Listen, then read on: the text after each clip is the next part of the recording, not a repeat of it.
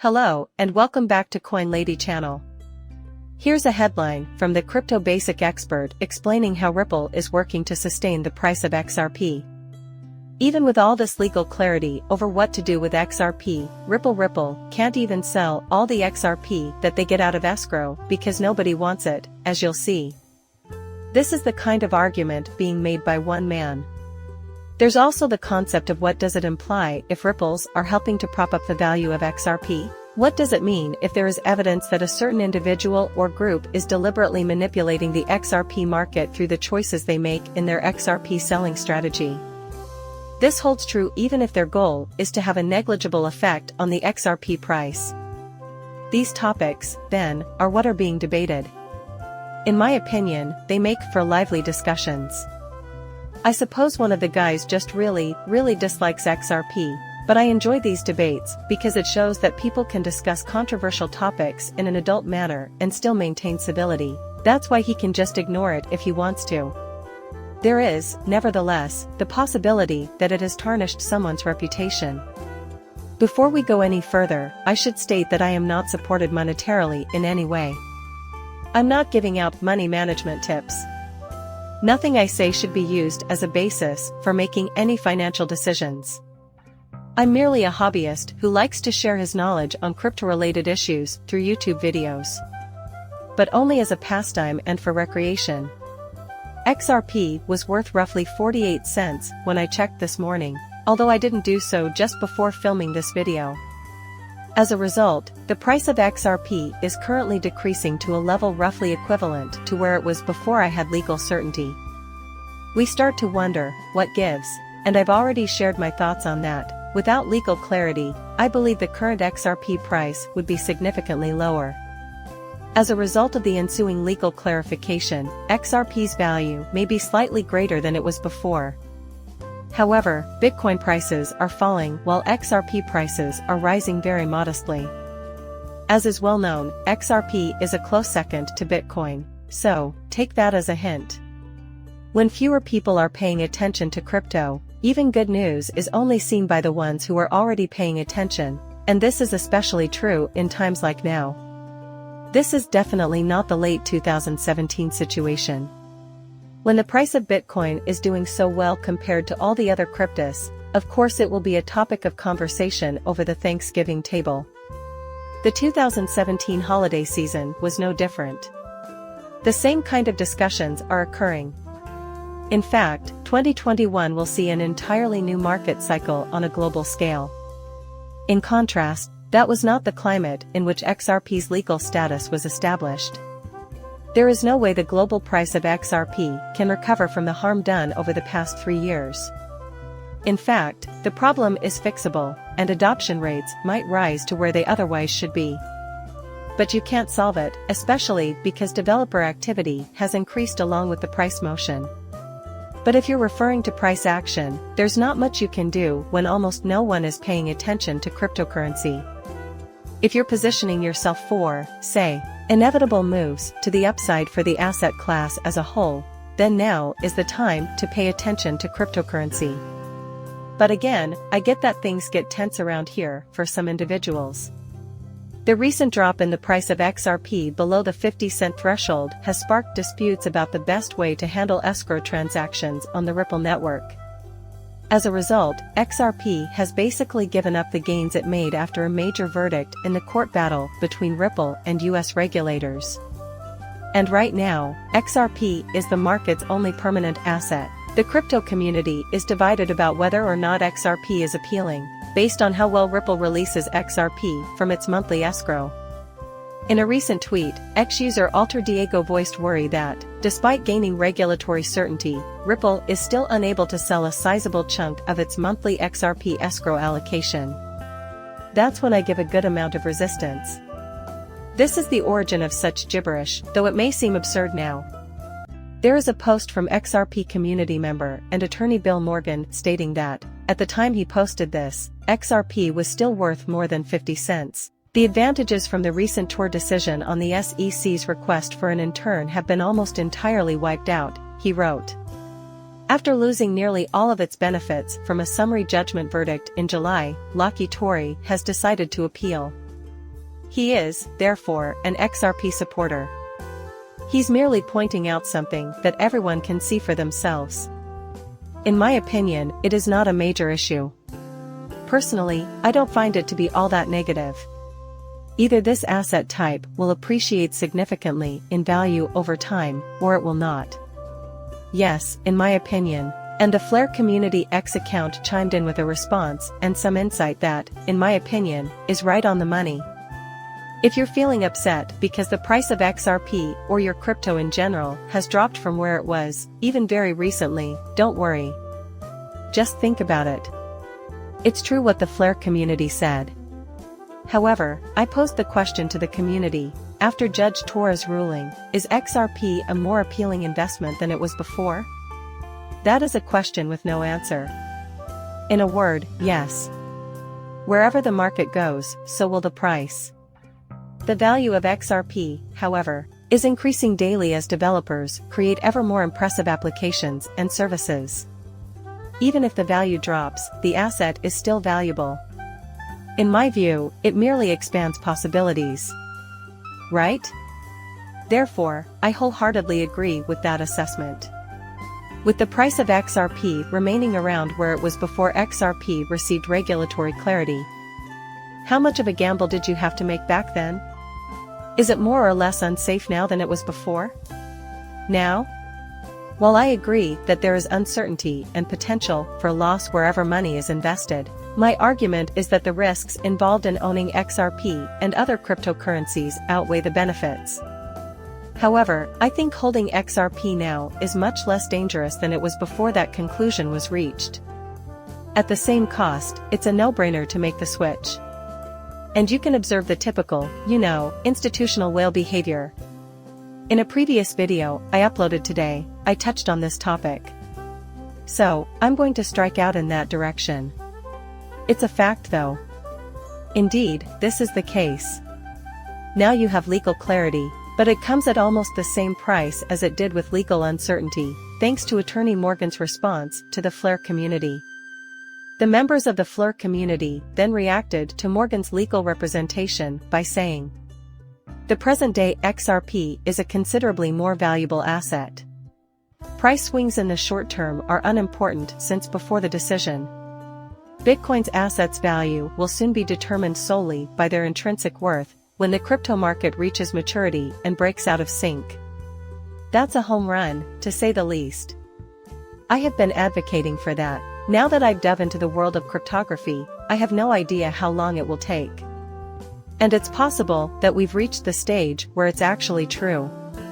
And while it's true that most alternative cryptocurrencies will follow the market's lead into the dupe, it's also possible that we've reached a tipping point beyond which many of these tokens will never again achieve their previous all-time highs.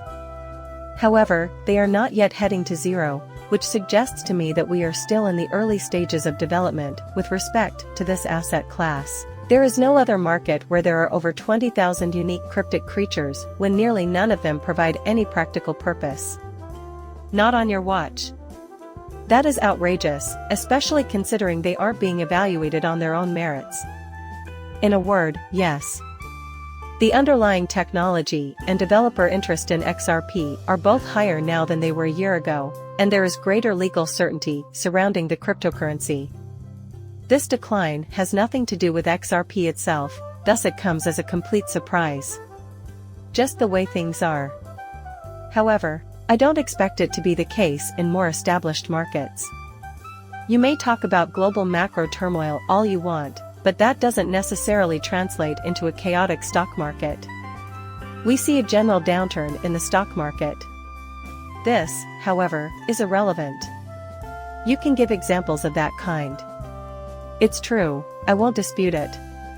However, what I mean to convey is that, in the broadest sense, individual stocks are evaluated based on how well the underlying company has performed. That doesn't happen often enough with single cryptocurrencies, though. A member of the XRP community by the name of Julian recently wrote to the Flare community, expressing his desire that they were correct in their prediction. Julian explained that he did not like Bitcoin or Ethereum as business propositions and would rather that the price of XRP and other assets be less correlated with these two technologies. For as long as I can remember, I have assumed that this issue would eventually be resolved on its own. I concur with Julian's assessment that many of us anticipate this. I simply cannot say how long it will take. Not at all honest. However, I believe this to be inevitable. That's how I see things, at least. That's why we're going to get there in a decade or two, or however long it takes. But here comes alternate Diego, who is obviously not an XRP supporter. This is the whole point of this article. This is the rationale. Check out what Twisted Diego has to say about it. Everything you need to know can be deduced from the fact that, even after gaining clarity, Ripple still fails to sell even half of its monthly XRP escrow release. So, there you have it. Alta has delivered. In spite of several attempts to release the information from escrow, Ripple has been unable to do so. They can't even sell the XRP because of this. It is despised by all. And now, thank God the law is clear. Unfortunately, that is a completely false and meaningless claim. Since Ripple has been open and honest about their XRP sales process. They don't have to, but they do, produce quarterly market reports for XRP, which detail the cryptocurrency's performance relative to the rest of the market. The general public.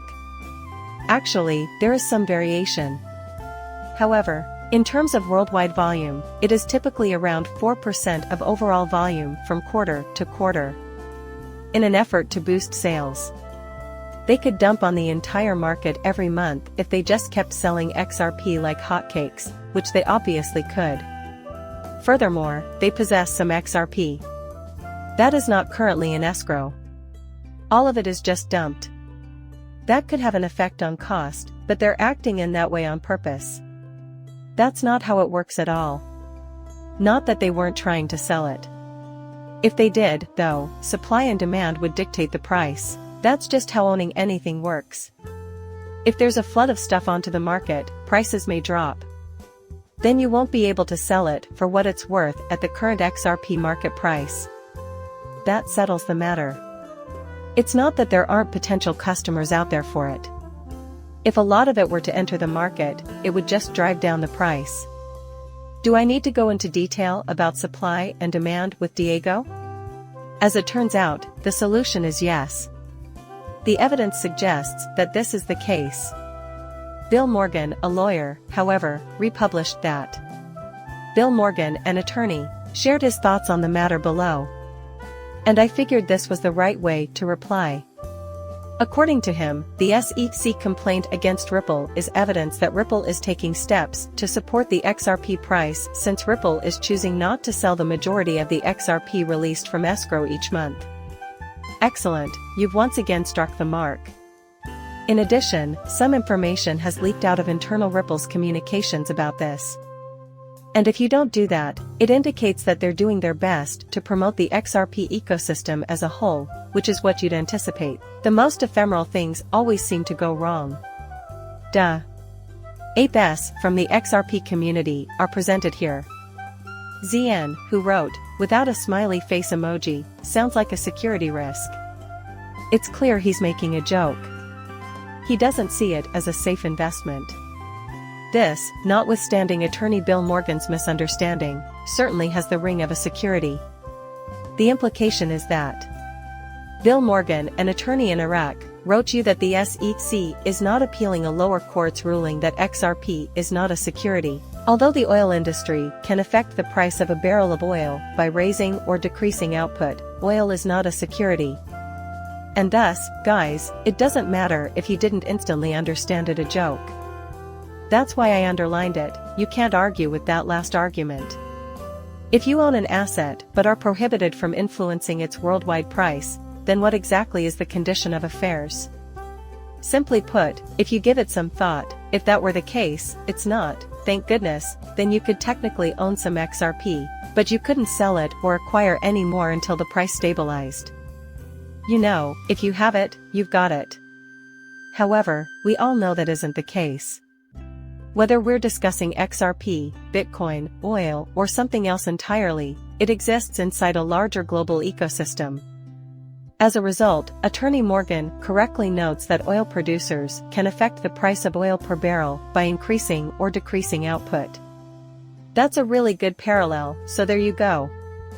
I don't have a problem with it, and it doesn't seem that different from what Ripple is doing, given that they are the largest whale holding of XRP. To be honest, I don't really view it as a huge negative. In other words, I knew this in 2017 before I made a large investment in XRP. Since disrupting the entire ecosystem serves no purpose for them, I find it hard to believe that they would do so.